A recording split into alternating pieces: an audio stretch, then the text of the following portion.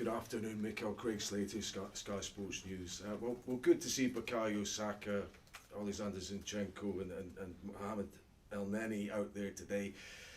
Are they all at different stages in terms of their fitness, or potentially could all of them be involved tomorrow or Sunday? They are in different stages. Obviously, Mo had a long-term injury, but he has recovered in a really good way, and he's been training with the team for a week or two now. Alex is just very recent, and he trained just 2 training sessions, and Bukayo just missed 1 or 2, and he was fine today. Okay, so he could be available certainly for tomorrow night if needed. Yeah. Obviously a lot of concern about Bukayo because of the World Cup and people raising the question again about does he get enough protection from referees. But we hear a lot about referees allowing the game to flow a little bit more these days. Does that entail possibly 1 or 2 fouls going unpunished? And is it consistent enough in terms of how games are being refereed?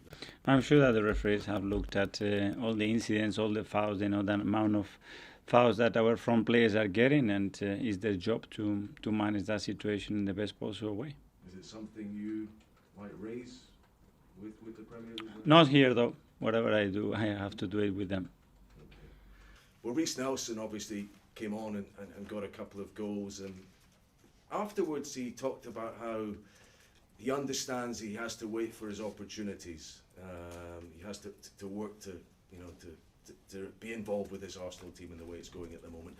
How pleasing is it to have that mentality? And I think Kieran Tierney said something similar from players who maybe aren't starting the majority of games. What does it say about the mentality of the squad? I think it's just a lot about the understanding of each one's role in the team, and that changes every single week. You're talking about 2 players that in the past they play matches and somebody was on the bench. It doesn't mean that they don't push. It's absolutely contrary. They've been really pushing and doing their best to play, but at the end we have to make decisions, and they've been really respectful, as we expect all the players to be respectful when they are on the pitch as well. Gabriel Jesus has got another game without scoring. I think you said afterwards there's no real need for any anxiety about that, and no question in your mind he necessarily has to make any adjustments to how he's playing. If he makes 3 assists in a game, I don't think he has to make many adjustments. I would be really happy if he's able to do that every game. Fair enough. Okay, one last one from me. Some Arsenal supporters will be maybe waking up today and reading some reports about you being linked with managing Barcelona at some point in the future. It's obviously where your football journey started off, so maybe there are some emotional ties there. How do you feel about that? Is it flattering for you?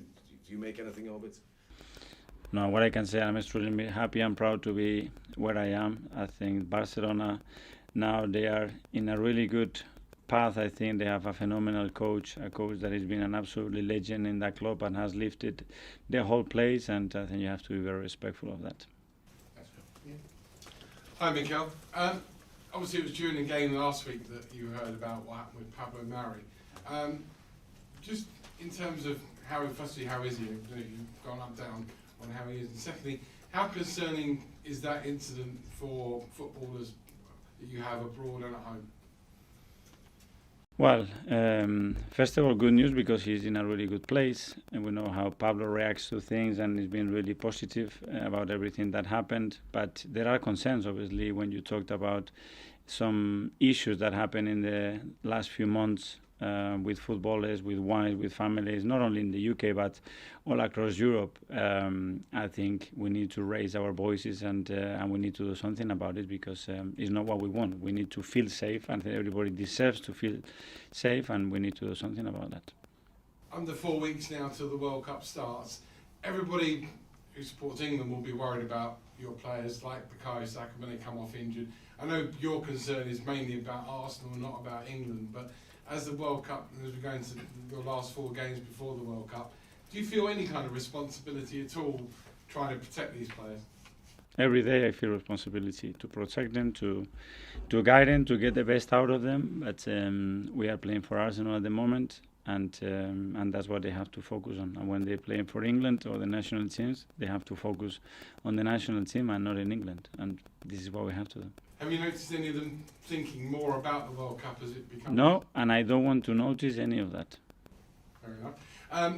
obviously it's important to top the group because it means you miss out on a round. So tomorrow night, am I taking you're going to try and field a very strong team at least to get the job done, maybe by half time or by an hour before resting players?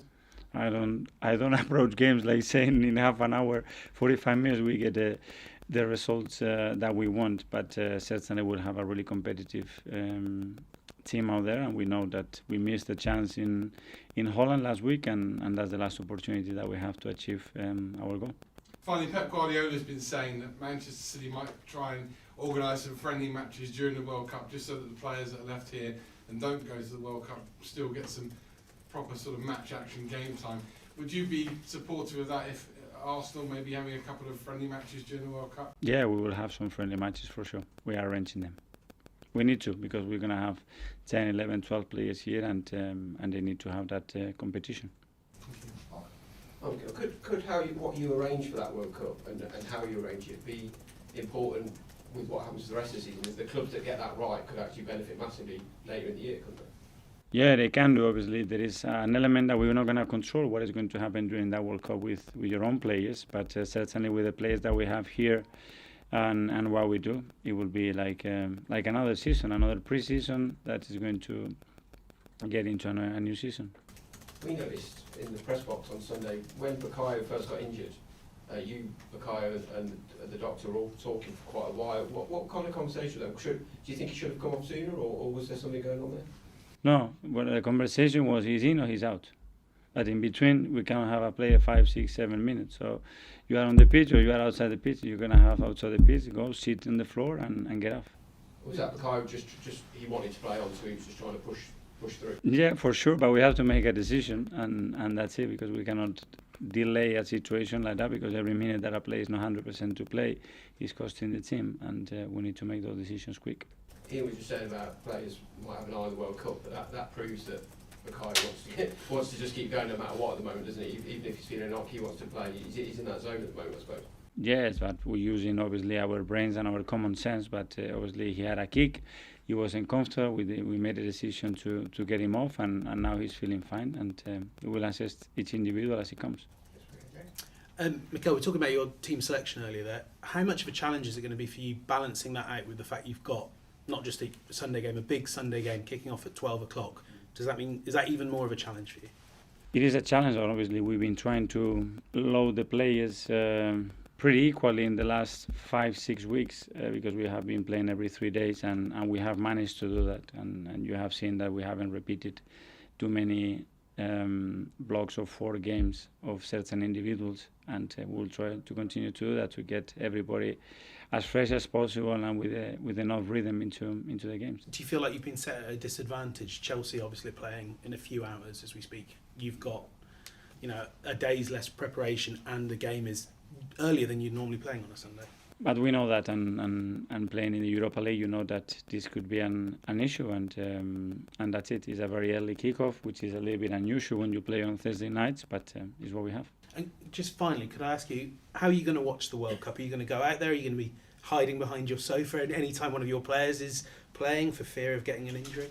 Well, we'll be together. We'll be having another pre-season, and for a long period we're going to be away from London, so we'll be together, so we'll be supporting our players.